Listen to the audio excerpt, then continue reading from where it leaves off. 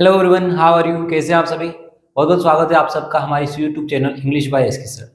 सो friends, last lecture में हम लोगों ने काउंटेबल नाउन के कुछ कंसेप्ट समझने की कोशिश की है और वो था कि कुछ ऐसे काउंटेबल नाउन होते हैं या कुछ ऐसे नाउन होते हैं जो हमेशा प्लूरल फॉर्म में ही एग्जिस्ट करते हैं, उनका सिंगुलर फॉर्म नहीं बनाया जा सकता है। ठीक है, तो हमने कुछ ऐसे एसेसरीज और कुछ इंस्ट्रूमेंट या ऐसे कुछ नाउन के बारे में डिस्कशन किया था जिनका केवल और केवल प्लूरल फॉर्म होता है, उनका सिंगुलर फॉर्म नहीं होता है। जैसे फॉर एग्जांपल अगर हम कुछ वस्तुओं की बात करते हैं लाइक स्पेक्टेकल, तो हमने इसका मतलब होता है चश्मा। तो ये स्पेक्टेकल हमेशा पेयर होता है, पेयर में होता है, तो हमने कहा है कि हमेशा प्लूरल फॉर्म में ही होगा, इसका सिंगुलर फॉर्म नहीं होगा। वैसे ही shoes, socks, shorts, pants, jeans, ये सब क्या होते हैं? प्लूरल नाउन होते हैं। इनका कभी हम एस हटाकर या ई एस हटाकर इनका सिंगुलर फॉर्म बनाने की कोशिश नहीं करते।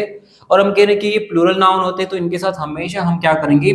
प्लूरल हेल्पिंग वर्ब का ही प्रयोग करेंगे। ठीक है, वेयर आर माई शूज, क्या बोलेंगे? Where are my shoes, where is my shoes नहीं बोलते हैं। ठीक है, क्योंकि शू क्या होगा? प्लूरल नाउन है, पेयर में, जोड़ी में होता है, तो वो हमेशा प्लूरल नाउन होगा, इसलिए हम उसके साथ में प्लूरल हेल्पिंग वर्ब का प्रयोग करते हैं। तो अब कुछ हमने ऐसे नाउन का डिस्कशन किया था। फिर हम लोग देख रहे थे कि कुछ ऐसे नाउन होते हैं जिनके दो दो मीनिंग निकल जाते हैं। ठीक है, जैसे हमने कहा था कि स्पेक्टेकल, अगर हम इसको सिंगुलर फॉर्म में यूज करते हैं, केवल स्पेक्टेकल कहते हैं, तो इसका मीनिंग होता है कोई दृश्य या नज़ारा होता है। लेकिन अगर इसमें हम एस लगा देंगे, स्पेक्टेकल्स कह देते हैं, तो ये हो जाता है फिर चश्मा। ठीक है, स्पेक्टेकल्स दैट मीन्स चश्मा या गॉगल्स।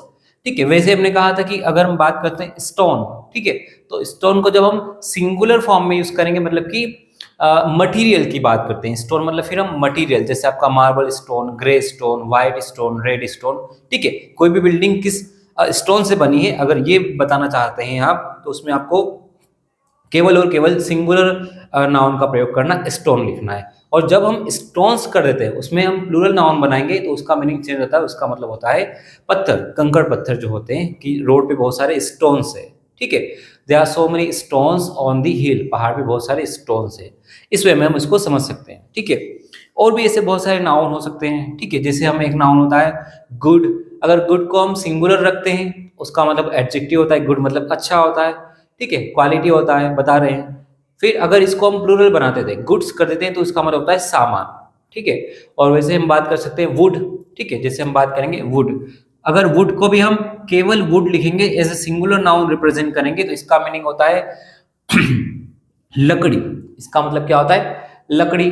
ठीक है, लेकिन इसमें अगर हम एस लगा देंगे, इसको प्लूरल नाउन बनाने की कोशिश करेंगे, वुड्स लिखेंगे, तो फिर इसका मीनिंग बदल जाएगा और ये कहलाएगा आपका जंगल। वुड्स मतलब क्या हो जाएगा? इनटू द फॉरेस्ट, है ना, जंगल की बात करते हैं।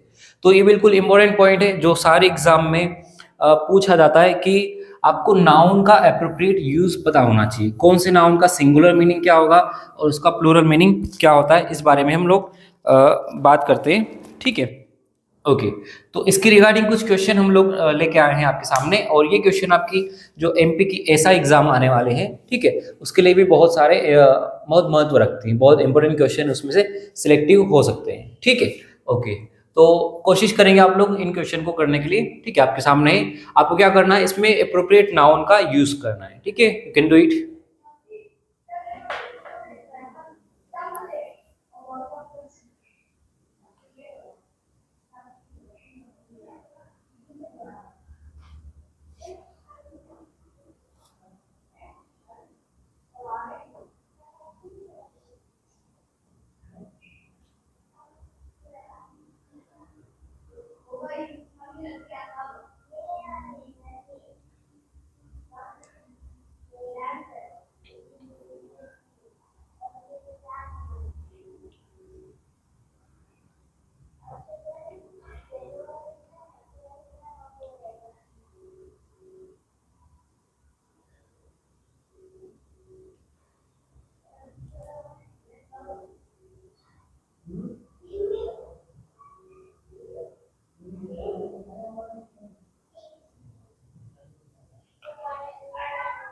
ओके, आई होप आप लोगों ने किए होंगे question, you all have done it, so let me try. आप लोग करेक्ट कर सकते हैं साथ साथ में।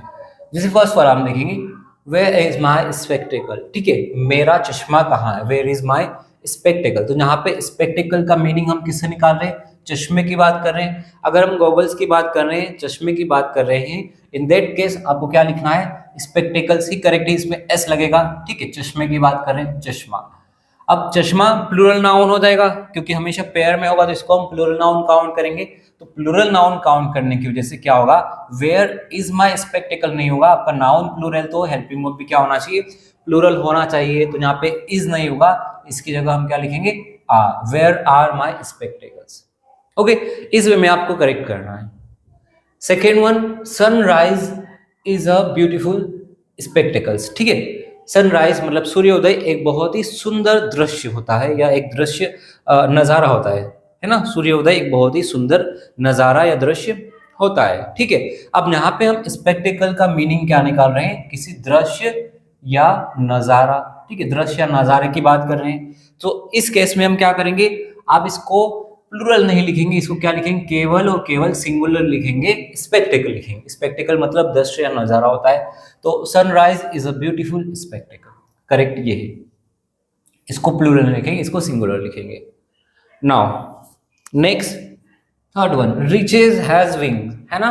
देखो इसका मीनिंग क्या होता है भैया? ये एक कहावत है ना, मुहावरा है। ठीक है, क्या मुहावरा है? लक्ष्मी चंचल होती है, रिचेज हैज विंग्स, है ना? लक्ष्मी चंचल होती है, मतलब जो धन होता है एक जगह नहीं टिकता, उसके पंख होते हैं, है ना? धन जो होता है, तो धन को भी हम क्या लिखेंगे? हमेशा इसको प्लूरल काउंटेबल नाउन में रखते हैं, प्लूरल नाउन होता है धन को। ठीक है, रिचेज मतलब क्या होता है? धन या लक्ष्मी। ठीक है, अब अगर इसको हम प्लूरल रख रहे हैं, दैट मीन्स यहाँ पे हेल्पिंग वर्ब भी क्या होना चाहिए आपका? प्लूरल होना चाहिए। तो रिचेज हैव विंग्स आएगा, ना कि हैज आएगा। ठीक है, रिचेज हैव विंग्स। ठीक है, fourth, his jeans is always flashy, उसकी जीन्स। तो जीन्स भैया हमेशा क्या होगी? प्लूरल काउंटेबल नाउन होगा। ठीक है, हमेशा बहुवचन में रखेंगे, इसको सिंगुलर नहीं होते, जीन नहीं बोलेंगे, हमेशा जीन्स बोलते हैं, क्योंकि पेयर है ना? पेयर में वस्तु है। तो अगर ये है जीन्स आपका प्लूरल नाउन, दैट मीन्स यहाँ पे हेल्पिंग वर्ब भी क्या आएगा? आर आएगा। His jeans are always flashy, उसकी जीन्स हमेशा चमकीली होती है। फ्लैशी मतलब चमकदार। Fifth, wages of hard work is sweet. देखो मैंने आपको समझाया था उस दिन भी, वेजेस के दो मीनिंग होते हैं। एक वेज, है ना, इसका मतलब होता है परिणाम। ठीक है, और वेजेस का मतलब क्या होता है? मजदूरी। वेजेस का मतलब क्या होता है भैया? आपका मजदूरी होता है। ठीक है, तो इसका हमने देखा है कि प्लूरल में क्या होगा? इसका मजदूरी लिखते हैं, और सिंगुलर अगर हम केवल वेज लिखेंगे तब इसका मतलब क्या होता है? परिणाम। तो यहाँ पे आप देख सकते हो कि ये प्लूरल लिखा हुआ है, मतलब यहाँ पे मजदूरी मीनिंग हो जाएगा, जो कि इनकरेक्ट है। इसको क्या लिखेंगे? Wage of hard work is sweet, है ना? मेहनत का फल मीठा होता है। Wage of hard work is sweet, क्योंकि वेजेस मतलब मजदूरी भैया। 6.1, the contents of my book has been updated, है ना? मेरी किताब का कंटेंट्स मतलब विषय सूची, है ना? जो विषय सूची होती है, विषय सूची जो होती है, सामग्री, तो वो भी हमेशा कंटेंट्स लिखते हैं हम, उसको प्लूरल काउंटेबल नाउन होगा। अभी प्लूरल काउंटेबल नाउन है, तो इस वजह से हम यहाँ पे क्या करेंगे? हैज नहीं आएगा, क्या आएगा? हैव आएगा। The contents of my book have been updated, ना कि हैज बीन आएगा। ठीक है, next 7, alms is given to poor. ठीक है, अल्म्स मतलब क्या होता है? दान, है ना? दान, गरीबों को दान दिया गया। तो अब ये दान कह रहे हैं, तो ये भी हमेशा क्या होगा? प्लूरल काउंटेबल नाउन होगा। तो इसको हम इज नहीं लिखेंगे, अल्म्स आर गिवन टू पुअर, गरीबों को दान दिया गया। Eatables is not allowed in theatre. Eatables मतलब खाने पीने की सामग्री। खाने पीने की सामग्री हमेशा क्या होगा? प्लूरल काउंटेबल नाउन होगा, प्लूरल रखेंगे इसको। अब ये प्लूरल नाउन होने की वजह से यहाँ पे इज नहीं होगा, क्या होगा? आर होगा। Eatables are not allowed in the theatre, theatre में खाने पीने की सामग्री अलाउड नहीं है, अनुमति नहीं है।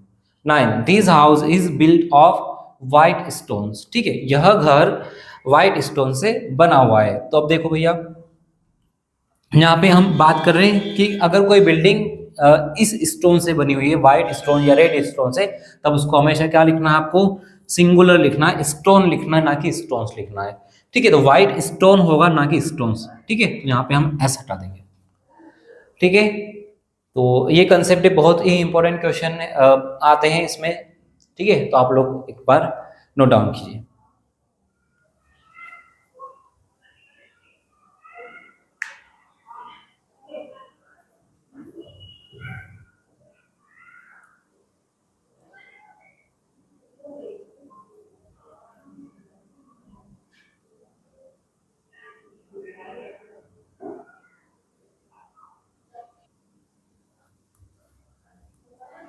ओके।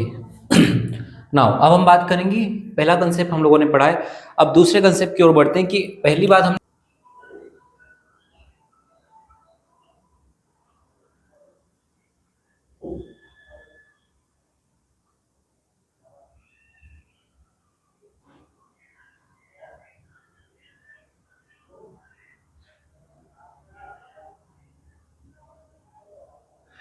ओके। नाउ हम लोग साथ मिलकर इनको सॉल्व करने का ट्राई करेंगे। First one, the police has have arrived, police आ चुकी है। अब पुलिस आ चुकी है तो पुलिस हम जानते हैं ऑलरेडी क्या है आपका प्लूरल नाउन है, ठीक है, प्लूरल नाउन है, दैट मीन्स ना प्लूरल नाउन के साथ में हम क्या करेंगे, हैव का यूज करेंगे।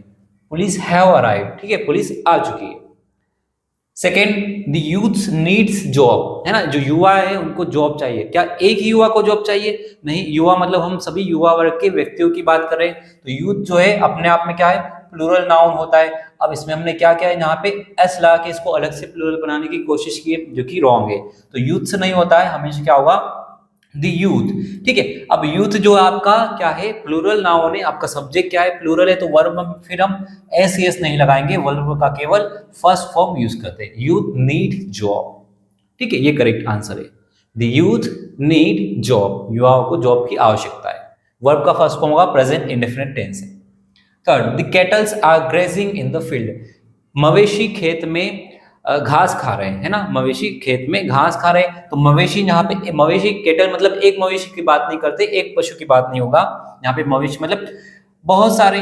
अब ये ऑलरेडी क्या है, प्लूरल नाउन है, तो इसको अलग से एस लगा के हमें प्लूरल बनाने की आवश्यकता नहीं है। क्या होगा, कैटल्स नहीं होता है, cattle are grazing in the field, correct answer होगा cattle are grazing in the field. कभी भी कैटल्स नहीं होगा, ठीक है, क्योंकि ऑलरेडी प्लूरल है जो नाउन, उसको अलग से हम एस लगा के प्लूरल थोड़ी ना बनाएंगे।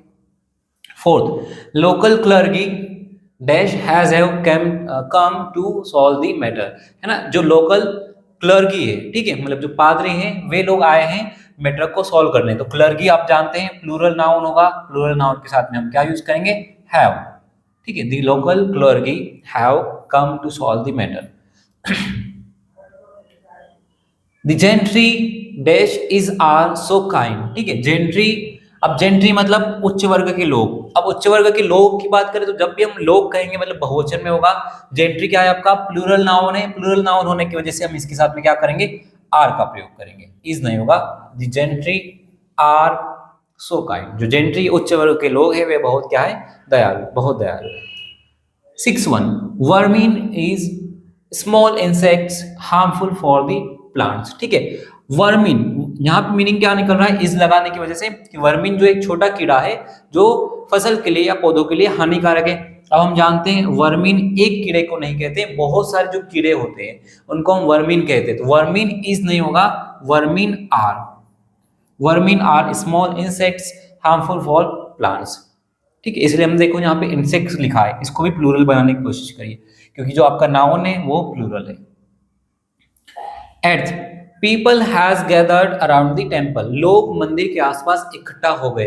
अब पीपल हैज लगा मतलब एक ही लोग की बात कर रहे हैं। अब भैया अगर जब हम लोग की बात करेंगे मतलब भीड़ की बात करेंगे तो भीड़ एक व्यक्ति की नहीं होती है, बहुवचन में होती है हमेशा। तो ये पीपल क्या होगा आपका, प्लूरल नाउन होगा, प्लूरल नाउन होने की वजह से यहाँ पे हैज नहीं आएगा, है वाला। People have gathered around the temple. Eighth one, peasantry is raising slogans against the government. Peasantry जो है, peasantry मतलब किसान वर्ग, है ना, किसान वर्ग के लोग। अब किसान वर्ग के लोग की बात कर रहे हैं जो कि सरकार के खिलाफ क्या लगा रहे हैं, नारे लगा रहे हैं, है ना, सरकार के खिलाफ नारे लगा रहे हैं। तो एक व्यक्ति नारे नहीं लगाएगा भैया, समूह होगा, किसानी वर्ग होंगे, जितने भी किसानी वर्ग के लोग होंगे वे सब मिलके आंदोलन कर रहे हैं, लोग सरकार के खिलाफ क्या कर रहे हैं, आंदोलन या फिर नारे लगा रहे हैं। तो ये आपका प्लूरल नाउन होगा, दैट मीन्स यहाँ पे इज नहीं होगा, क्या होगा, are. Peasantry are raising slogans against the government, ठीक है। तो ये बड़ा अच्छा कंसेप्ट है, इसके बारे में क्वेश्चन पूछे जाते हैं, क्वेश्चन इसके रिगार्डिंग बहुत सारे क्वेश्चन आपको दिखाई देंगे। ओके, तो आज के लिए यहीं मिलते हैं नेक्स्ट लेक्चर में। Okay, thank you so much.